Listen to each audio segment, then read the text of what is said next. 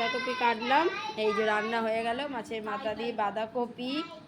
আর এইটা আমি মানে ইউটিউব থেকেই করেছি বলতে পারেন। এটা হচ্ছে মহাপ্রভু এই বেগুনের তরকারিটা খায়, সুন্দরী বেগুন বলে নাম।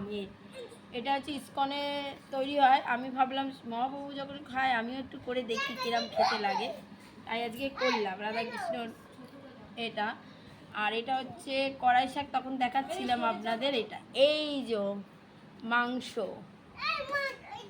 এই যে রান্না করেছি, কালারটা জানি না কী রকম হয়েছে। আর এই ভাত, আজকে আমাদের এই খাওয়া দাওয়া। ওর বাপির আজকে একটু আনন্দ, বেগুনটা করেছি, কোনটা ছেড়ে কোনটা খাবে আমি দেখবো আজকে, কোনটা ছেড়ে যে কোনটা ছেড়ে কোনটা খাবে। বৌমা এত কষ্ট করে কালকে দিয়ে গেছে রাত্রিবেলায়। এই যে রান্না করেছি, ছেলে দোলে খাবে বলেছিল কিন্তু আর খাওয়া হলো না, আমরাই এখন খেয়ে নিলাম। দেশি মুরগি, এই যে দেশি মুরগি প্রেসারে করে খুব সফট হয়েছে।